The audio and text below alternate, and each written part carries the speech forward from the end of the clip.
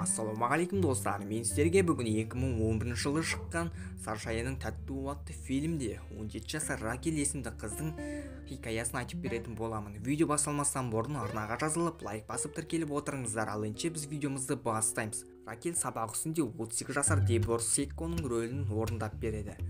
Сабақтан соң Ракельге сыныптас баласы келіп, оны үйіне бірге сабақ дайындауға шақырады. Солайша Ракель сыныптас баласының үйіне келіп, Ракель сыныптас баласымен бірге сабақ дайындап жатқан сәтте Ракель мен сыныптас баласы екеуі сүйісе кетеді. Артынша екеуі төсекке қосылады. Кешкісін Ракель жаңағы сыныптас баласымен әлеуметтік желіде хат алмасып отырған сәтте, сол сыныптас баласының профилінен Ракель өзінің сыныптас баласымен төсекте қосылған фотосын көріп қалады. Ertesi күні Ракель сабаққа келсе, мектептегілердің барлығы Ракельдің әлеуметтік желідегі төсектегі фотосын көріп қойған болатын. Оған барлық бала біртүрлі қарайды. Бұны көрген Ракель қатты ашуланып, сабақтан қашып кетеді. Ракель үйіне келіп, өгей әке-шешесіне сол хатын жазып қалдырып, өзі автобусқа мініп, хабарлама бойынша жұмысқа келеді. Ракель хабарлама бойынша жұмысқа келсе, ол жерге массаж жасайтын қыздар керек екені айтылады. Бұлайша Лариса есімді жұмысқа қабылдаушы Ракельді өзінің жұмыстағы әріптестерімен таныстырып, жұмыс уақыты мен талаптарын айтады. Бұл жерде жұмыс кестесі күндізгі сағат 10-нан түнгі 10-ға дейін еді. Жұмыстағы қыздар келген клиентке жақсылап массажын жасап беріп, артынша онымен төсектес болатынын айтады. Ertesi күні Ларисаның жұмысына клиент келеді. Лариса болса, келген клиентіне бізге жұмысқа жаңадан жас қыз келді.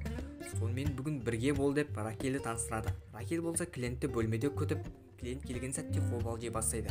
Клиент Ракельге уайымдама, барлығы жақсы болады деп, онымен массаждан кейін аямай періседі. Осылайша Ракельдің жұмыстағы алғашқы аптасы өтіп, оған бірнеше клиент келеді. Осылайша Ракель алғашқы аптасының өзінде жақсы табыс табады. Алғашқы айлығын алған Ракель жұмыстағы қыздармен бірге дүкенде шопинг жасайды. Солайша Ракель шопингтен кейін жұмысқа келсе, Ракельді екі ер адам күтіп отыр екен. Жаңағы екі ер адам Ракельмен бірге болғысы келеді. Ракель болса, маған тек біреуің ғана кіре аласыңдар деп, мен сендерді кезекпен кезек қабылдаймын деп, оларға солай айтады. Солайша сол жерде арада келіспеушілік болып, ақыр соңында Ракель жаңағы екі адамға да массаж жасап, онымен бірге төсекте рахаттанып алады. Арада уақыт өтіп, Ракель тағы да бір жігітке массаж жасап, онымен төсекте рахаттанып перісіп алады. Себебі бұл жұмыс Ракельге ұнаған еді. Солайша Ракельмен болған жігіт Ракельге мен сені бұл жерден алып кетемін деп уәде береді. Ал Ракель болса сол жігітті күтеді. Сол уақыт ішінде жұмыстағы қыздардың бірі Жанин есімді әйел бізге жұмыс қалмады, клиенттің барлығын Ракель алып кетті деп жалоб жасайды. Себебі Жаниннің өсіп келе жатқан баласы бар болатын. Ай, ё-моё, жұмысын таптым. Не жұмыс мынау? Ракельдің кезекті массаж жасайтын клиенті Ракельдің Родриго есімді өгей ағасы болып шығып, Ракельге өгей ағасы Родриго, сен үйден кетіп қалғаннан кейін әке-шешем сені қатты іздеп уайымдады. Олар ауруға шалдығып, жағдай нашарлап кетті. Мен саған ескертейін, сен енді мына күйіңмен үйге әке-шешеме келуші болма, олар енді ауруынан жазылмайды деп Ракельге қатты ұрсып тастайды. Ракель кешкісін көшеге шығып, телефон автоматы арқылы өгей анасына хабарласпақшы болады. Бірақ телефонның ақауына байланысты Ракель өгей анасымен дұрыс сөйлесе алмайды. Таңертеңгі уақытта Ракель шкафтан өзінің алтын бұйымдары мен ақшаларын іздестіре бастайды, бірақ өкінішке орай таппайды. Ол бұйымдардың ішінде өгей анасының Ракельге сыйлаған алтын алқасы болған еді. Ракель алтын бұйымдарды ұрлаған Жанин деп ойлап, Жанинге барып, оған алтын бұйымдарым мен ақшаларымды қайтарып бер деп, оған ұрыс шығарады. Сол сәтте олардың бастығы Лариса келіп, онда не шу болып жатыр дейді. Ракель болса сол жерде барлығын айтып береді. Сол кезде Жанин, сенің бұйымдарыңды мен алған жоқпын, шын айтайын деп жалынады. Кешкісін Ракель мен оның құрбысы Габи кешкі ас ішіп отырады. Габи сол сәтте сенің алтындарың мен ақшаңды алған Жанин емес, ол сол жердегі бір қыз дейді де, Габи барлық шындықты айтып береді. Солайша Ракель кешкі астан соң жаңағы алтындары мен ақшасын ұрлаған қызды пышақпен қорқытып, заттарының барлығын қайтып алады. Келесі күні Ракель Жаниннен бұл ұрлыққа сенің қатысың бар деп айыптағаным үшін кешірім сұраймын деп Жаниннен кешірім сұрайды да, екеуі сол жерде достасып кетеді. Кешкісін Ракель мен Жанин және сол жердегі қыздар болып клубқа демалып көңіл көтеруге шығады. Ракель сол клубта VIP залдағы ер адамдарды өзіне қызықтырып алады. Ракель сол клубтың әжетханасында Керол есімді қызбен танысады. Керол Ракельге бізбен бірге VIP залға қосыл, сенімен танысқысы келетін адамдар бар дейді. Солайша Ракель Керолмен бірге VIP залға барып, ер адамдармен ішімдік ішіп көңіл көтереді де, кетер кезде Керол Ракельге өзінің визиткасын беріп, онымен қоса бір пакетик ұнтақ есірткіні беріп, маған хабарлас дейді. Ракель мен Керол келесі кездескен сәтте Керол Ракельге, саған менің достарымның біреуі қызықты, мен саған жақын арада папик тауып беремін, ол сенің бүкіл шығыныңды өтеп береді дейді. Жұмыс кезінде Лариса бөлмелердің біреуінен бір пакетик есірткі тауып алады да, есірткі қолданып жүрген кім дейді.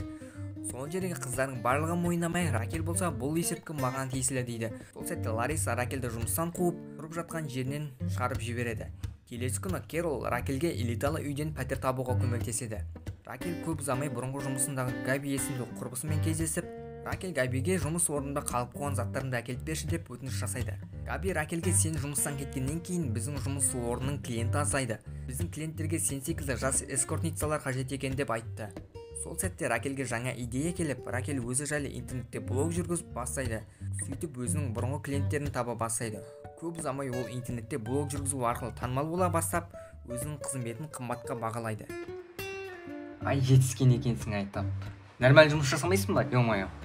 Және Ракель Бразилиядағы ең танымал эскортницалардың бірі болады. Ракель құрбысы Габимен және Керолмен бірге серіктес болып жұмыс жасай бастайды. Ракель танымалдылықтың кесірінен тыйым салған есірткілерді көп мөлшерде қабылдай бастайды. Ракельдің интернет арқылы келген алғашқы клиенті Хелсон есімді жігіт кездесуде Ракельге сен маған тұрмысқа шығасың ба, менің бизнесім бар деп, оған қымбат тұратын алқаны сыйлайды. Сол сәтте Ракельге құрбысы Габи хабарласып, сені басқада ақшалы клиенттер күтіп отыр дейді. Сол сәтте Ракель Хелсонға сен маған 2 есе гонорарымды төле, сол кезде мен саған тұрмысқа шығамын дейді. Бұл сөзден кейін Хелсон Ракельге ешнәрсе демейді, себебі ол Ракельге ренжіп қалған болатын. Арада уақыт өтіп Ракельдің туған күні болады. Ракельдің құрбылары Габи мен Керол Ракельге тосын сый ретінде оған дүркіретіп тұрып сауық кеш жасайды. Және Габи мен Керол туған күн кешіне қатысқан ер адамдарға бүгін қыздар тегін жұмыс жасайтынын жария етеді. Келесі күні Ракель құрбысы Габимен ұрсысып қалады. Себебі Ракель өзінің танымалдылығының кесірінен өзін жұлдыз санап, мұнда кафеде отырған еркектердің барлығы мені таниды дейді. Сол сәтте Габи аушыланып, орнынан кетіп қалады. Уақыт өте келе құрбысы Керолды Ракельмен жұмыс жасауды тоқтатады. Арада уақыт өтіп Ракельді телеканалдардың бірінен сұхбатқа шақырады. Ракель өміріндегі өзгерістер жайлы айтып, мен енді жалғыз өзім жұмыс жасаймын, ендігі менің гонорарым да 2 есеге қымбаттайды деп хабарлайды. Арада бірнеше уақыт күндер өтіп, Ракельдің үйіне бұрынғы Ларисаның клиенті келіп, менімен бірге бизнеспен айналыс, уақытың құрбасқа өтіп жатыр, бос уақыт өткізбе дейді. Ракель болса ол жігітті танымай, оған келісімін бермейді. Солайша Ракель өзінің көптеген тапқан ақшасын ішімдік пен есірткіге құртып жатты. Соның кесірінен оның клиенттері азайып, қонақ үйде жұмыс жасай бастайды. Ол бір күні ақша үшін қонақ үйде бір түнде 10 жігітпен бірге жатады. Сол сәтте оның денсаулығы нашарлап ауруханаға түсіп қалады. Сол күні ауруханаға Хелсон келіп, Ракельдің жағдайын біледі. Хелсон Ракельді ауруханадан шыққаннан кейін көлігіне отырғызып алып, оны шын жан-тәнімен сүйетінін, Ракельдің ендігі өмірін өзгертетінін айтып, өзіне тұрмысқа шығуға ұсыныс жасайды. Ракель болса Хелсонның көлігін тоқтатып, Хелсонға өмірінде болған жағдайлардың барлығын айтып береді.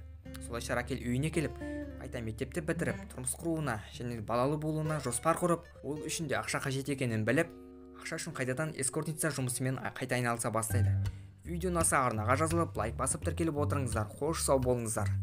Арнаға жазылып, лайк басып тіркеліп отырыңыздар. Қош сау болыңыздар.